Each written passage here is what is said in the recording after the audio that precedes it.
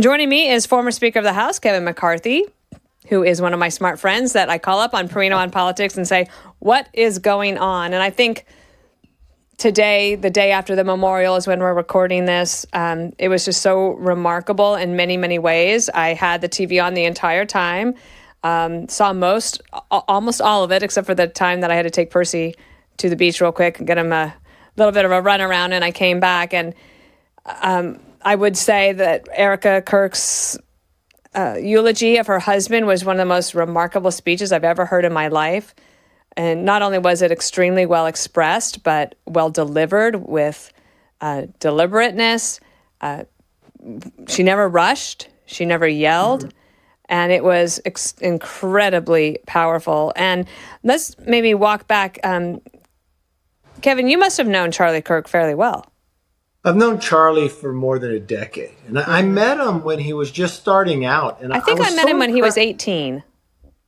Yeah, you may have met him a little before me, but maybe he was like 20. He was just starting helping conservatives on campus run for student body offices. And he was so successful, so impressive. It would like these major universities, that were liberal, and he'd have these conservatives win. So what I started doing was we did a little conference in DC, and he would invite all these student body officers to DC, and we'd do a conference there, and I'd talk to them. But he would run, and I could get the number wrong. It'd be like 120 colleges, and he'd win like 118 of them. Wow. I mean, it was extraordinary. And, he never went to college, but he prided himself on always learning something new. And he loved to be challenged. But it's the way he debated. He didn't debate in anger. And I loved how he could have, somebody that normally starts that way wants to run for office themselves. And he never did. He could have easily run for a congressional seat in Arizona and won, hands down. He could have gone into the administration. He said no to that. And then he stayed with the college campuses. And people don't quite understand, if they've never been to one of his forums, if you disagreed with him, you got to go to the front of the line. And if you disagreed with him and made an argument, he would hush people on the other side. No, let them make their point. I mean, he savored in the part of debate, and I'd watch him. I've done the Oxford debate before as well. I mean, it's just the demeanor. The thing that struck me so hard, it is hard losing him. But the place that he lost, he wasn't elected. He didn't deserve it by any shape or form. He wasn't speaking just to these own people that believe with him. No time did you ever have to use a bullet if you disagreed with them. You got to be treated better and go to the front of the line. And when you think of the symbolism of what we expect from colleges, to have debate from both places, to pick that place to attack them, it just struck me really hard. But there's one point I want to make here. People like you and I get struck hard by it because of knowing him and his character. But I will tell you, if you are anywhere between the ages of 15 and 30, this is the first time you've watched a non-politician, a movement person, get struck down for what they believe, totally assassinated, planned. This is like the 1960s to them. It's much deeper than we imagine. And so your first question, will this change? It already has shown. The number of campuses, and you got to remember this, a turning point. Turning Point's not called Republican. It's not a young Republican. It's not college Republicans. It's a turning point. So it offers and actually invites people, not just Republicans, but of ideas to come forward. Yeah. I think this is going to be long lasting. I really, really do. What did you make of there was another moment that I don't think it's not that big a deal, I guess, but it was symbolic that Elon Musk and Donald Trump, two men that you know very well, were able to sit together yesterday. I really believe that's the power of Charlie. Okay. Because what else would have brought these two together? And it brought them together in a mindset of a more humble position, of a more reflective time period where they're looking and you could not be at that moment or watching that and not reflecting on life, right? And the importance of parts of life, right? Here's a young man, 31, struck down doing what he believed in, losing his life for this. And sometimes we have fights that we don't know why we had them, or they're small when you look at the big picture. And there's one thing that Charlie really bothered him, is that those two had not made up yet. So that could have been the moment that Charlie brought them together and made them reflect really what's important, the overall cause of America, instead of something that personalities made them upset with each other.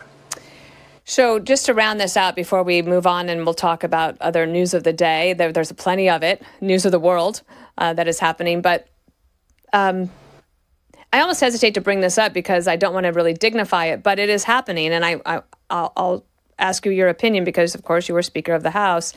There are moments when a nation goes through a trauma and then they pull together. And that's been fewer and farther between, I guess, in the last several years. But there's some real vitriol about Charlie Kirk from people who I think, I believe, misunderstood him and what he meant. Yes. I had two young men on today for America's Newsroom, young conservatives. One was a student at UCLA, and the other now works for... he's a contributor to TPUSA, both African-American young men. And I asked them, what's the biggest misconstrued point about Charlie? What's the biggest misunderstanding? And they said, to them, it's that people were suggesting he was a racist. And then, separate aside, so then Jasmine Crockett, the congresswoman from Texas, and Ilhan Omar, the congresswoman from Michigan, amongst others, like they really had some terrible things to say about Charlie Kirk, and I wonder where you think that might go. Is that just a sign of the times? That's the way it is. AOC actually also jumped in on that. Yeah, and their timing of when they did it. Like Crockett did it at the beginning of his funeral. Omar has done it, and then AOC did it on a floor that all you're doing is acknowledging this poor man was assassinated, right? And to go and to vote against it. I just don't understand that. I think they're really misconstrued. I think those that have a problem with it never spent time to go listen to what he really said. They just put him in a box and believed he said something that he did not. If they would spend time, just take a few reels of the moments that he's on college campus, I think they would have a whole different impression of him. And, you raised the question, will this continue?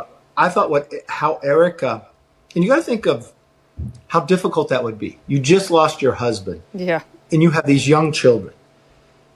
That crowd. When have you seen a crowd like that? I mean, and then here you are, have to open up, and you're seeing this, and you're also having the emotion.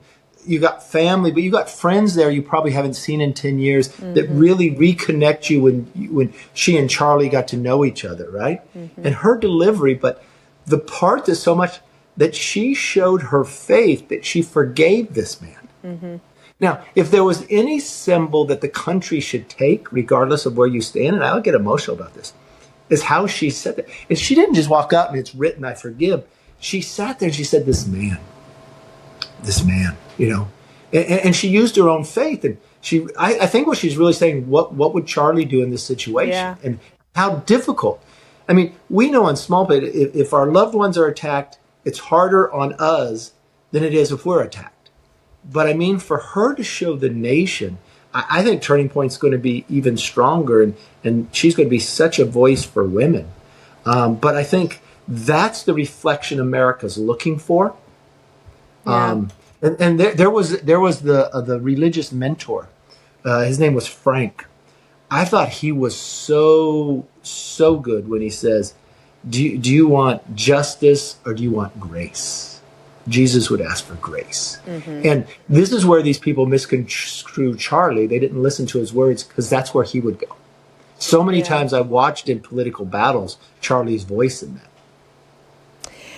I'll ask one other last question about this because it occurred to me another part that I thought was moving was that she said Charlie wanted to help save young men like his assassin. And their Pastor McCoy, was just on Newsroom as well. And he said, yes, they really wanted to do that. And as she said, and he reiterated today on the show, they called them the Lost Boys of the West. And I was just away for a week. I just got back. I was across in Spain. I paid attention to the news, and I got to tell you, I'm typically, you know me, Kevin, I'm a pretty optimistic person, at least a pragmatic realist, with a positive spin. And I'm looking at what's going on. We're going to talk about the world in a moment, but just here with our K through 12 education, terrible. AI coming, the jobs are going to get harder. The fact that people are, especially young men, buried in these social media websites that I barely have ever heard the name of, and they are lost. And yet they have weapons and they're prone to violence. And I feel like I don't know how to get a handle on all of it. The most concerning I had through all this is the poll that shows this young generation, 48% of them thinks it's okay to assassinate somebody that you have a different political belief in. You would never think in America that would ever be 2%, right? I mean, and we've watched it just deteriorate. And I think it is because people are lost. It is what they're continuing to hear. It is even to these smaller things where our states are now devised by, are you red, are you blue? And somehow we accept that, I just think that's wrong. And then you watch these redistricting battles. We're just going to take away all debate or all opportunity. Everything's predetermined. That is what, when I think of the 80s, that is what we all fought against, right? We didn't want to be something like the Soviet Union. And then you see people that are socialists, that people are stirring to that too. And you just think, if people had all the information, there's no way someone would decide that. They just don't know the history. They are lost. And that's, I think, why Charlie focused on colleges, because we've watched what colleges have done to people, and that's why he stayed there. That's where he thought his mission, his purpose, his why. He didn't need to go get fame somewhere else, and he became, to pack a football stadium and outside, he was much more influential than he ever. Do you know that there were 100 million people watching, 100 million people watching on the live stream around the world? And for a long time. And I should just back up. Yesterday, watching the memorial, I did feel some optimism. And I watched all these young people and their commitment to living a good life as an American patriot, doing the right thing, doing the hard work. So I don't want to sound like I'm all doom and gloom. I just feel like at the moment, especially last week, I felt things were very grim. I did this the day after his shooting. I was on Squawk, and I got very emotional because it just really hit me, because I'm always an optimist. Yeah. And at that moment in time, I was not an optimist. But, when I watched Pastor McCoy's son, and I know Pastor McCoy, he's from California, and he was elected too before. His son, how optimistic. He gave up college to go because he met Charlie one time, and he met his wife, and he had to go from the beginning, and he was celebrating Charlie's life and celebrating Charlie's movement. And you looked at those young people around who worked for Charlie. There's no feeling that you could get. And then you watched Erica. I thought Rubio was excellent. I thought a lot of people were very, very good in it. And so I walked away more optimistic. Okay. And I was getting clips from people who were there, and they were optimistic because. It's how we continue that. Well, I love ending our segment on a higher, more optimistic note. So Charlie Kirk, rest in peace, and for Erica Kirk, we are pulling for you, and it's going to be amazing to watch what she does. I was very impressed. So let's talk about some politics. When I was in Spain, in Madrid, just like 2 blocks away was Scott Bessent, the Treasury Secretary, and he was having the talks to the Chinese about TikTok. Maybe that's going to get solved this week. But the President of the United States was in the UK, quite a remarkable visit, but didn't get a ton of coverage, just given that the nation was grieving over Charlie Kirk.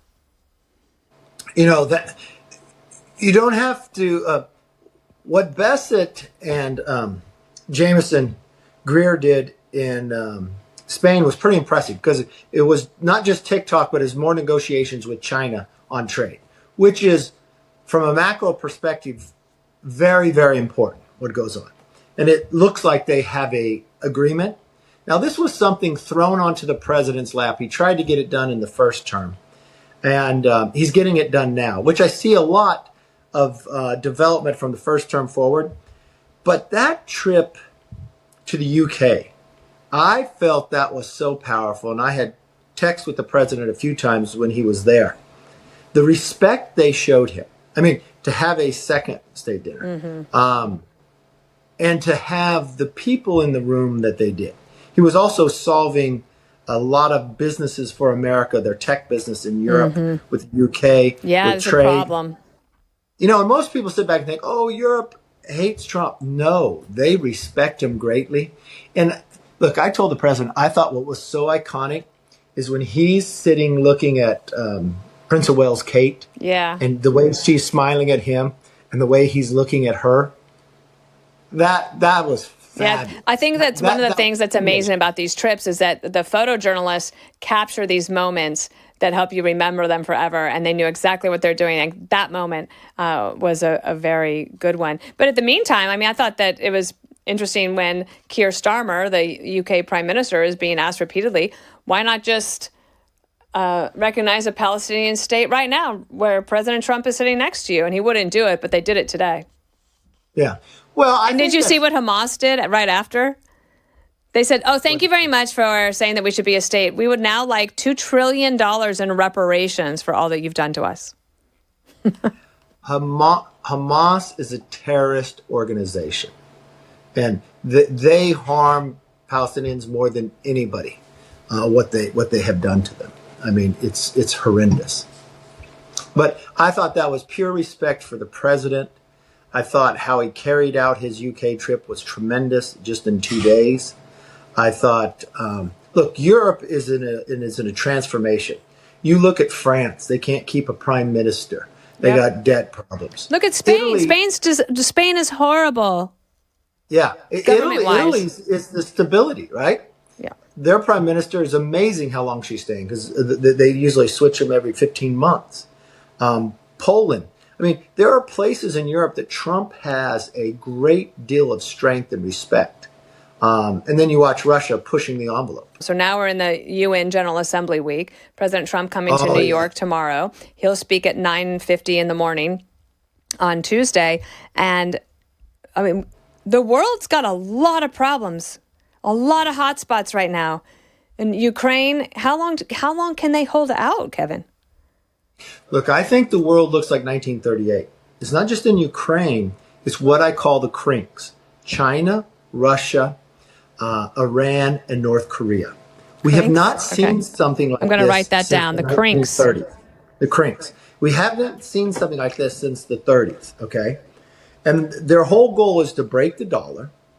Their whole goal is to dominate from their policy point of view. And remember, when you had Germany, Italy, and another country from Asia, Japan, thinking these same type of things, and a tinderbox around the world, right? And leaders that haven't really worked together. This is why it's so important for Trump to win, because he stabilized some of this. The first thing he did, he went to the Middle East, and he stabilized the price of oil with the relationships of Saudi Arabia. Now, why is that important? Because that lowered inflation. It was such a driver of inflation. We watched that in America. But he also went in and made sure Iran did not get a nuclear weapon. And he did it without a long-term war, which was tremendous. But by lowering the price of oil also puts pressure on Putin and Russia, because their whole economy is based upon the price of oil and war. So you watched when he met in Alaska, they brought a lot of business people, because he'll have to switch his economy from a war economy to a regular economy, which we will have power on. We've got to get India away from buying Russian oil, because that's propping it up. Ukraine battle up. So all of this you look at is very, very difficult. It's an unbelievable chess game that we started from way behind, that the president has made moves that you don't really see the long term, but is just putting us in a stronger position. And if he wasn't such a strong-willed person to be able to take criticism, but he thinks that, oh, you can just wipe away the Ukraine challenge in a moment. I mean, he stood up to Iran in the middle of it, which put him in a much stronger position. He's stabilizing the relationship with China at the same time, getting the economies in Europe and other places to open them up that they haven't done in 7 decades for American product. And this is unbelievable that you can juggle this much. It's also it really is difficult. A lot. It's always difficult that one ball doesn't drop. But can you add into all of this the fact that Trump is like the only one standing with Israel at this point? Yes. And if he didn't stand with Israel, that would create World War III going on top, right? I mean, people have short memories. Do they forget what happened just in October, the devastation in Israel? And if you equate that by population to what happened on 9/11 to America, they had many more lives than we did, right? And we've watched what Hamas has done to the Palestinians, putting the children in harm's way. We've watched what they've done to disrupt the world. And remember what Iran was doing too, by supplying all of these surrogates, right? That's what was making the world unsafe. And also when you lower the price of oil and you don't allow Iran to sell it, it makes it harder for them to do that around the world. So all the stabilization is coming closer. And okay, so we talk about that all on the world stage that the president's doing, but look what he's doing in America. He's got manufacturing, which people think is impossible, investments coming. He's helping us lead the charge to bring back critical minerals in America, the AI battle, and the crime, right? And then are we forgetting the border, which was the biggest issue for the last 3 years? It's pretty much solved. He almost made it too easy and too fast to solve. Can I push back on that a little bit, though? Because I mean, I'm for manufacturing coming back to America, but I just feel like it's like one step forward, 2 steps back, but maybe half a step to the side. For example, when the South Koreans say, yes, okay, we're going to build a new plant, we're going to invest in Georgia, and then they're doing that. And then on a technicality, ICE comes in and arrests 485 of the employees, most of them from South Korea. They aren't people that like cross the border illegally, and then they get humiliated and put back on a plane and like, oh wait, oh sorry, no. And then over the weekend, it's like, oh, guess what?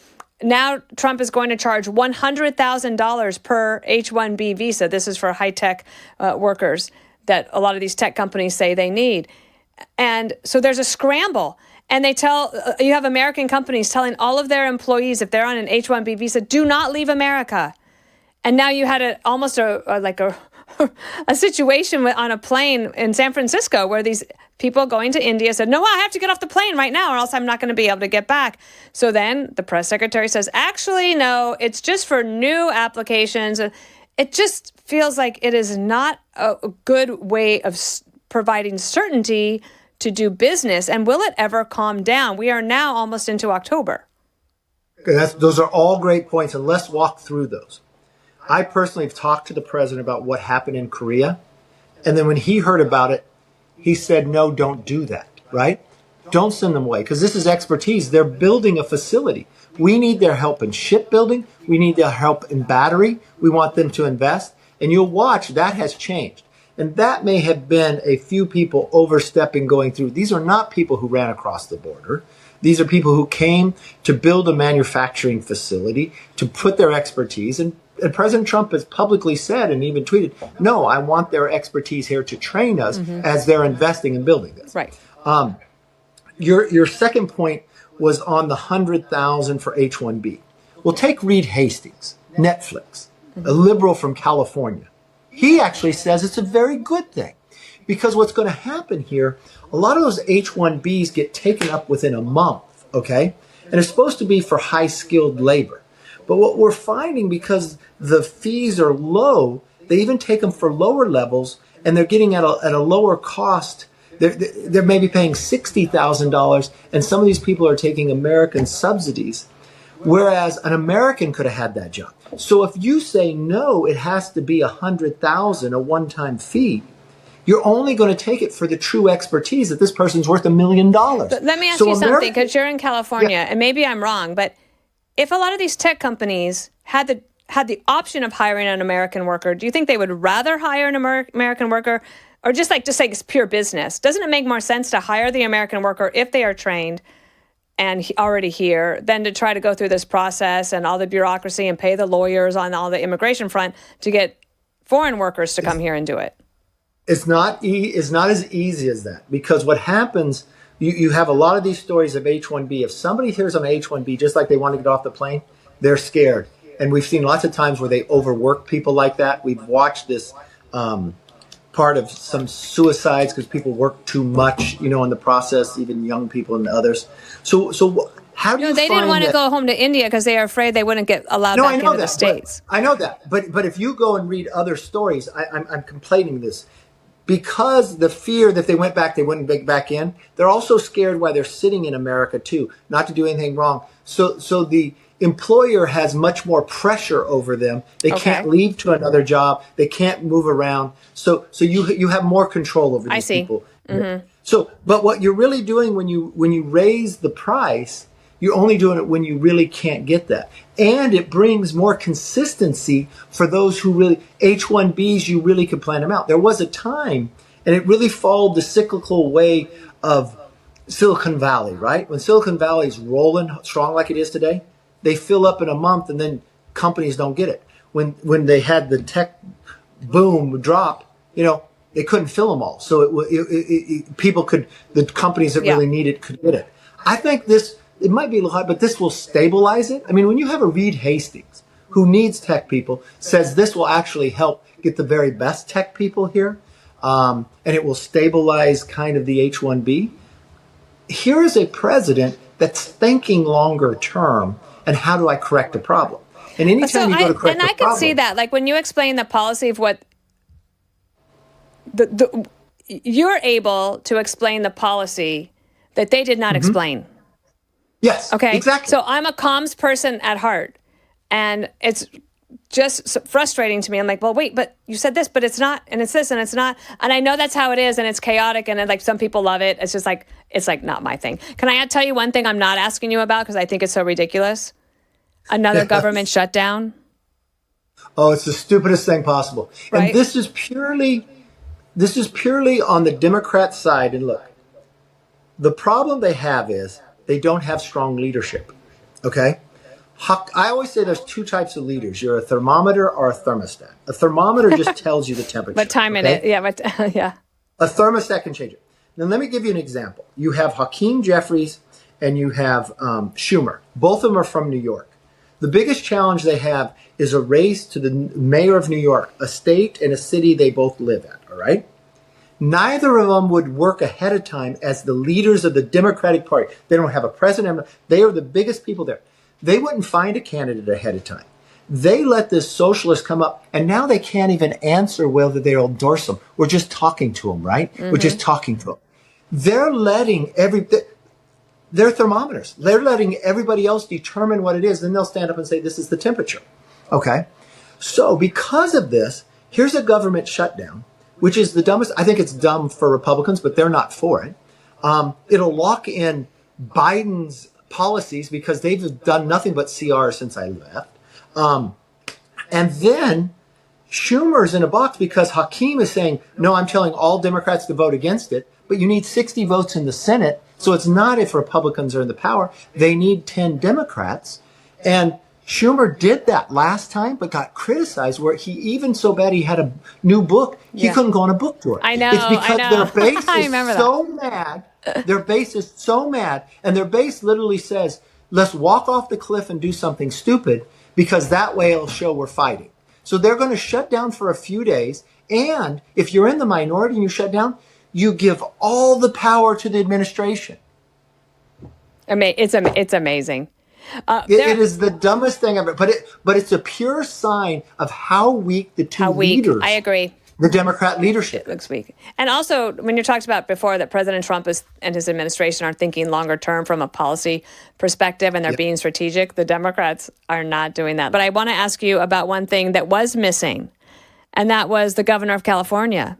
When Kamala Harris, in her new book, 107 Days, says that she called Gavin Newsom after the debate, the disastrous debate between Trump and Biden, and he didn't take the call. And he wrote something like, on a hike, call you later, but he never called her. And I think that reminded me of when the Obama administration would talk about leading from behind. For Gavin Newsom, I imagine that many of the Democrats are going to say, take a hike, buddy. Well, Gavin Newsom changes his position every week. Whatever the polls say, he moves towards. But remember this, Gavin didn't think the Democrats could win that last election, and he wants to be president. So the worst thing that could have happened to him is Kamala would win, right? So then he's termed out and he has no place to go. And remember, at the Democratic convention, did they let the governor from her state speak at it? No. They didn't let him call out the roll call when she went over the top where they kept from her home state. He had to stand there with Pelosi and the others who did it. So there's not a lot of love lost there, and they came from the same place. And remember, when she ran for the Senate, Gavin wanted to run for the Senate, but she was beating him, so he had to go to lieutenant governor. So look, I think Gavin, when people really see the true Gavin, he'll have a hard time getting support. But I'm telling you, what he's doing to California right now, this whole redistricting debate. On the redistricting, yeah. That's what we're missing. That is bad for the entire nation, because what you're doing is you're predetermining the seats. And what the founders, how they crafted America, okay? The Senate is like the most exclusive country club. And Congress is like eating at a truck stop. We're a microcosm of society. We can change at once. But that's the power of the people. Okay. When I became Republican leader, Nancy Pelosi became speaker. 4 years later, I become speaker and I have a 5-seat majority. You know how we won that? I won 5 more seats in California. They didn't change the lines. I got better candidates, better ideas, better funding. We elected the most Republican women, the most Republican minorities. We won in seats we've never won before. So it created competition. Now what you do with these predetermined seats that this state is going to be all one way in Congress, why would you want that? Because you don't have 100% Republican. We have 40% almost in California of Republican views, right? And we're not going to have somebody sitting on Ways and Means or Energy and Commerce, and we have the Silicon Valley. Right. I mean, it harms your entire state. So do you think it's going to pass? Well, I don't know. The latest poll showed it was 48-41. And this is the interesting thing. 48 for against? 4 for yes and 41 for no. Oh, okay. But this is what you have to understand. In ballot initiatives in California, you don't go up, you go down. If you were fighting a ballot initiative, there's 3 buckets you would go at. First, you'd want to get it under 60, under 50, then upside down. For it already to be below 50 is really bad for Gavin. If you notice, he just got another $10 million from Soros. Soros isn't from California, and their funding, he's got it from unions, he's got it from the Democratic Party. They're trying to pick. And the sad part here is Californians voted with 61%, which is unheard of in an initiative to have a commission. This takes the commission away. Right. You're going against your own people. And what's interesting, the people funding this were the ones who funded against that ballot initiative, created a commission. They're just poking the eye of the voter of California. Yeah. And now it's just going to go across the nation. And look, this is what Illinois did a number of years ago. This is what New York did just 2 years ago. It's unbelievable, and it's going to harm the country long term. But didn't New York get pushed back by the courts? Yeah, but they still changed. They still did it. A seat up above that Republicans lost. So what they're doing is picking the people, but it's taking the power away from the people to shift. And you want debate, you want competition. I remember in 2010 when Republicans won the majority, we beat 63 Democrats. Okay, we had a big hill to climb. Do you realize there's less than 30 competitive seats today? We had 60. There's less than 30 competitive. I told Bill Hemmer he's not going to have a lot to do. No. At the board, he's going to be like, well, we got 12 seats we're watching. Right, Gavin Newsom wants to run for president for sure. He was on a hike. He can't talk. He can't have a tough conversation. He was on a hike. But I'm really glad that you brought up the redistricting and reminded me to put that back on my radar, because in some ways, when the Texas TikTok Democrats returned to Texas and that got resolved, and then we sort of talked about California, but then I actually, to be honest, it hadn't been on my radar in a past week or two, and I'm glad you reminded me. If you look at the No on 50 campaign, you know who's out there campaigning for it? Democrats, commissioners who got 35,000 input in it, right? And if you narrow it down to is California had the people voted that they wanted the commission, and now they're just saying no, right? They're going against their constitution. Texas didn't have a constitution, and in Texas they ended up with like now 72% Republican seats. 84% of the seats currently are Democrat in California when 40% of the vote. It's already that way with the commission. Right. And he'll go to 96%. It's a good point that California would end up with nobody on those important committees. Great point. Yes, and we're 12% of the nation's population. So if you liked Charlie Kirk, what he was allowing debate on a college campus, you can't have that in all of California. Wow. And think of it, from defense, from agriculture, from entertainment, from environment. And you look at the tech world. Yeah. The tech world. Yeah. You lose all voice.